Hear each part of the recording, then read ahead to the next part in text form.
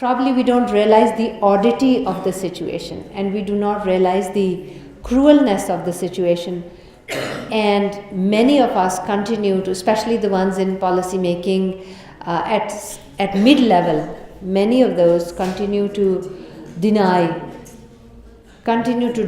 that this doesn't happen. And they say, no, Dr. Saiba, we are civilized people, this doesn't happen. Many of you must have heard that. But it is encouraging, many encouraging signs also. It is encouraging that eventually we did get a lot of women parliamentarians who were aware and who were there because of their merit and not because who they were married off to. And things started to change from the top and things started to change from the bottom. So today, as a special day, I want to acknowledge our women parliamentarians, and also at the grassroots level, the mothers who stand behind their daughters and say their life will be better than ours. I salute to those mothers.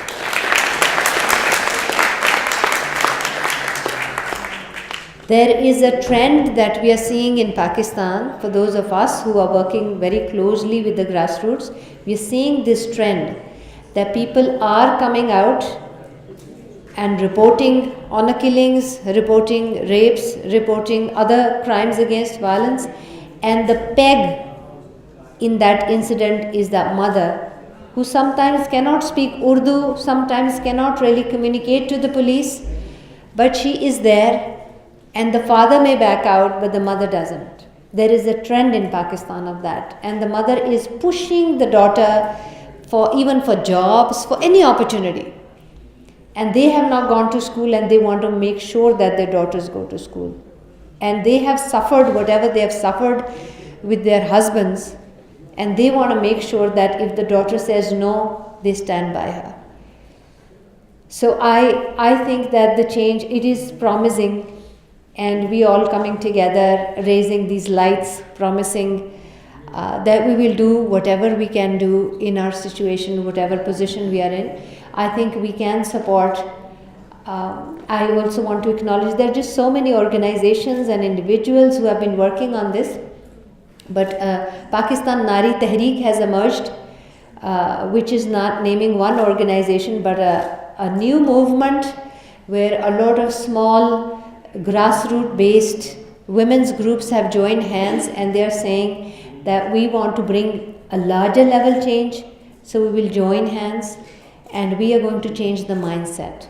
So Ismat Rezi, Izzat Lut Jana, Kati Patang और बुरा काम, ये सब जो हैं, these are not appropriate. Zina bil Jabr is also a highly biased term. There is no concept of zina. Zina means something that you do with your own will, and that is that weighs very heavy on the rape victims, that it is their fault, So the term that Nari Tehreek has introduced is Zabar Jinsi, and I would like to request all of you to use that term when you talk about rape in future. Zabar Jinsi is the correct word for rape.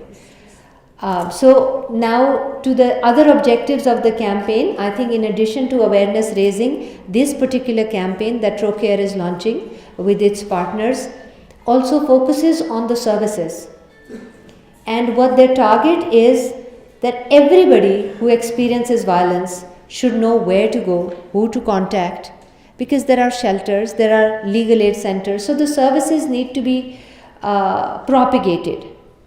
And our society should, not just the government, not just the different branches of governments, but the society should reach out to the victims and make sure that they have enough support network, not just women, men, relatives, neighbors, rather than pushing the victim and putting a taboo on them and demonizing the victim. We should be the biggest support of the victim, and that will be our win.